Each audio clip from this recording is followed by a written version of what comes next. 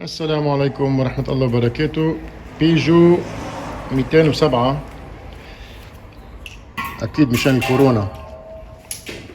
هيدي عندها مشكلة، السيارة اجت لعندي في حصينة تفتح كونتاك. إذا بتسمع الصوت وتضرب مارش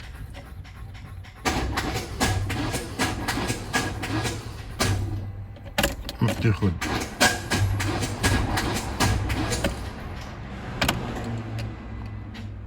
تمام، نشوفها مع بعضنا ان شاء الله خير.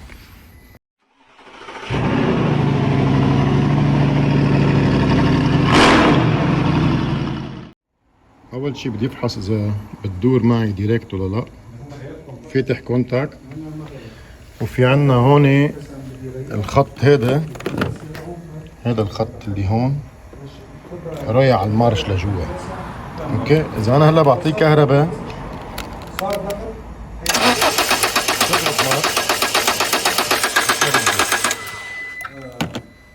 حنقرا العطل هون ونشوف شو القصة. هلا بدنا نقرا العطل بالموتير.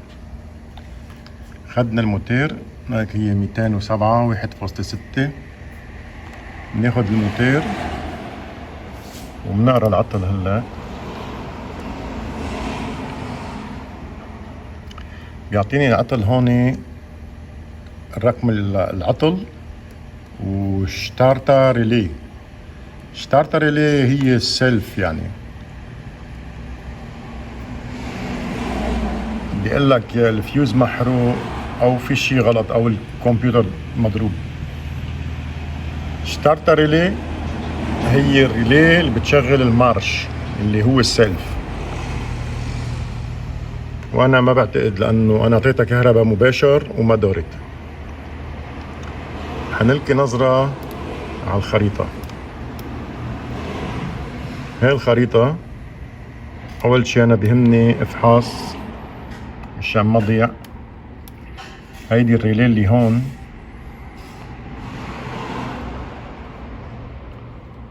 بتعطي كهرباء للكمبيوتر لل8CO.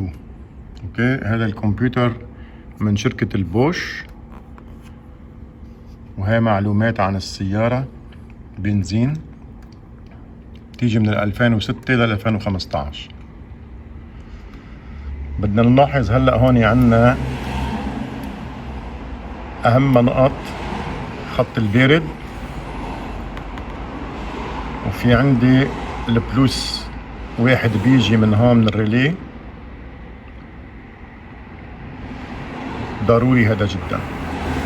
على الها 2،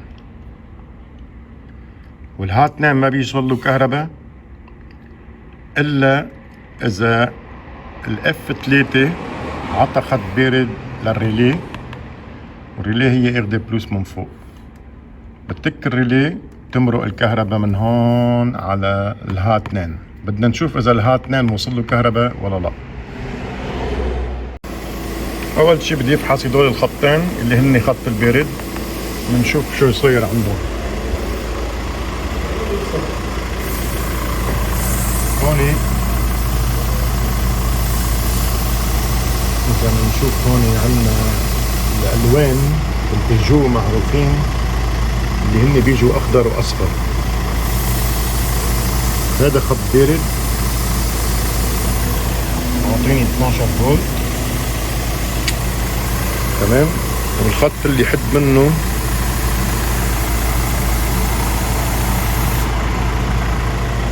كمان 12 فولت. حنجيب كمان هلا لمبة ونفحص باللمبة اذا الكهرباء او البارد خطه قوي ولا لا. مثل ما حكينا هلا انا جبت اللمبة، حاطط خط البارد، حاطط خط البلوس هون، شغال اللمبة. اول واحد بنشوفه عم يضوي، ناخد الثاني.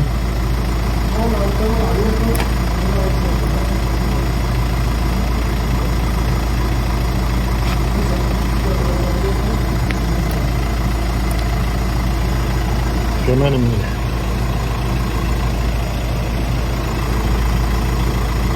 هاي خطين بارد مشي الحال. هلا بدنا نشوف البلوس. هلا فحصنا نحن الجي واحد والها واحد. الها واحد هلا الها اثنين انا بيهمني امره انه هو البلوس، تمام؟ اني حد منه دغري مباشر. اذا بنلاحظ هون نحن قلنا انه بالبيجو سيتروين حطوا لونهم اخضر واصفر، هون في عنده وصله هي، تمام؟ هيدي وصله، اصبح هذا منه بارد يجي عليه البلوس، وهذا اثنين.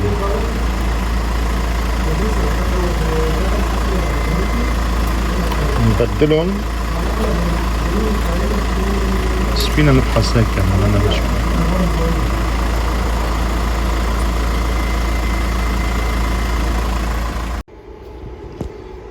هذا البلوس هون مثل ما حكينا واصل كمان.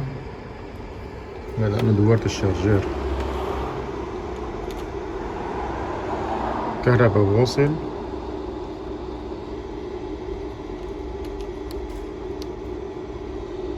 اوكي، يعني بلوس ومينوس واصلين. يستحسن كمان الواحد يفحص البارد على الشاسيه وعلى الموتور، يعني البارد هون على الموتور شغال، وعنا على الشاسيه كمان في بارد قوي. نشوف شو القصة. شكله هون ناقص، فيه هون بارد، خط بارد ناقص بعتقد بهالمنطقة هون. حنشوفها ونشوف شو بيصير معنا. يعني مثل ما شفنا هون البلوس والمينوس واصلين. هلا هون دورت السيارة، حطيت خط بارد لهون على هالفيشة هيدي. هذا الخط البارد جاي كمان لهون على الموتور شوي بارد، وهذا له علاقة بالمارش شكله، لأنه وقت طشته بطلت تضرب مارش. كل حال أنا شاكك هون بهالفيش هذا اللي هون، هذا الفيش شو شيء، أو هاي القطعة مضروبة. نشوف أنا حشيل هلا هذا هون اللي هي طفت السيارة، ترجع نضرب مارش.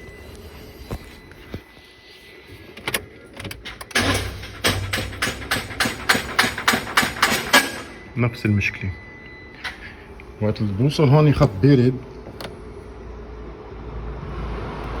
تمام؟ هي خط البارد وصلته.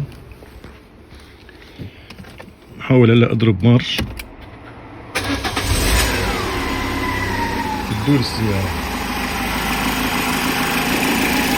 انا ما حاعطيه خط بارد هلا، مهم هون لازم اعرف العطل وين هو، لربما هذا ما بياخد بارد، في شيء مشترك مع بعضهم. هلا انا اضطريت جيب الخريطة الاوريجينال. فحصت الكابلات، البلوس هون كله 100%، هون وهون. ووقت اللي بتضرب مارش بتعطي رسالة هي من هون على البي اس اي اللي جوا، وبعدين بكفي خط من هون على رقم 9 كمان واصل، عم تيجي رسالة. هذا بيعطي رسالة لوين؟ بكفي على المارش، وبيعطي رسالة كمان بكفي على الكمبيوتر تبع السيارة. أنا وقت اللي دورت معي كنت أعطيه هون خط بارد. هلا هذا غيرناه، كان عندي واحد هون يعني غيرته، ونفس المشكلة هي جاته، بس مثل ما حكينا وقت خط البارد هون بيشتغل. المشكلة مبينة انه البي اس اي اللي جوا مضروب معه. رجعت حكيت معه انا للزبون، قال هو دكر للسيارة بالمقلوب، يعني حط الفلوس والمينوس بالقلب، انضرب معه شيء. المهم طلع معنا اخر شيء الكف هو مضروب 100% ومحروق، وهلا عم نلحمه ونجرب بالسيارة ان شاء الله خير. بعد الفحص الممل اتضح لي انه الكمبيوتر مضروب. اذا بنلاحظ هون خط البارد فاصل، هذا خط البارد هون في كتير يعني محروق، هو منه مبين كله مزبوط. بس انا اذا بنزل هلا لهون برجيك اياها اكتر، ما بعرف ان شاء الله توصل له. هيدا هون اسكب محروق الخط، في اماكن تاني كمان محروقة. حشوف شو حاعمل، ما بعرف اذا هون ببين كمان. هيدا كمان واحد هون بعتقد، هيدا هون، هيدا الخط لحقته كمان محروق.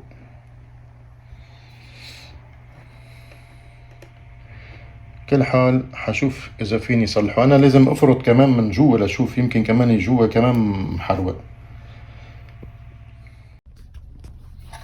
ما بعرف اذا حيبين معكم هون، ما حيبين اكيد.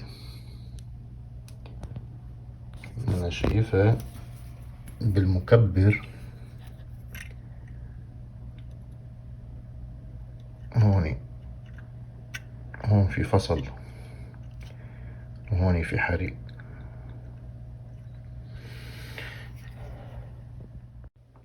فرطته هذا من هون، مبين من جوا ما في شي، بس يمكن يكون في شي الكترون محروق. على الحظ بدي مثل ما حكينا اول شي نلحم هدول،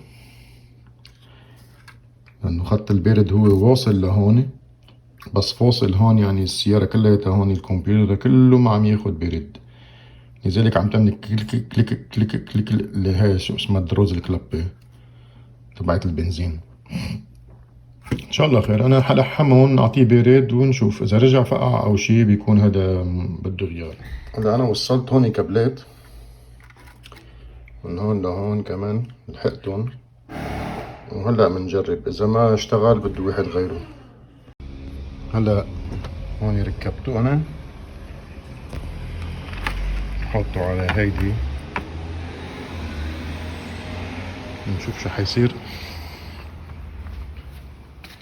بسم الله الرحمن الرحيم. احنا كونتاك الصوت راح، بس ما في شي، بطلت تضرب مارش كمان.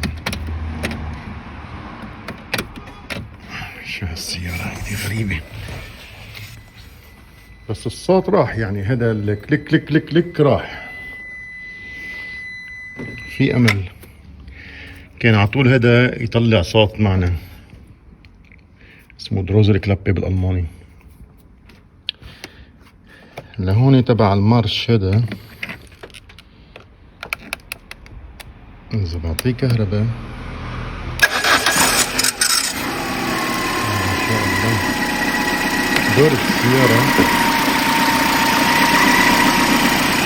بس السر من جوا وقت تضرب مارش ما عم تدور.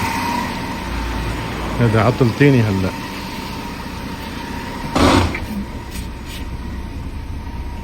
بس بطفيها هلا،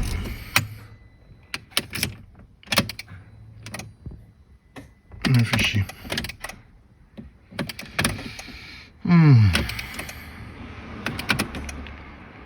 نشوف الخريطة.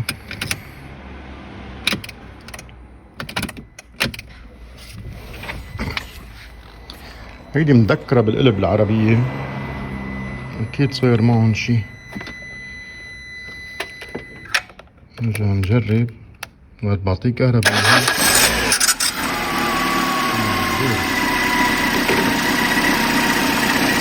خير، حشوف الخريطة أنا وشوف شو القصة، يمكن هذا مضروب.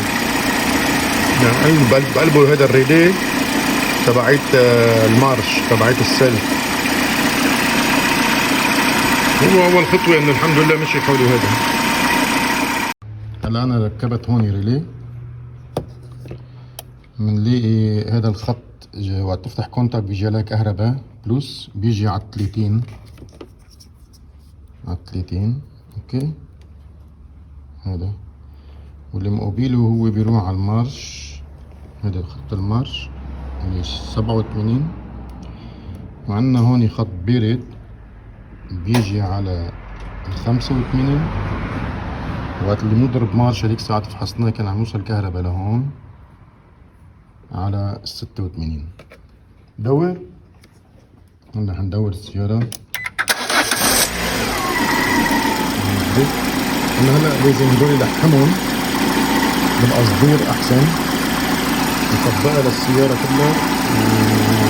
والسلام عليكم ورحمة الله وبركاته.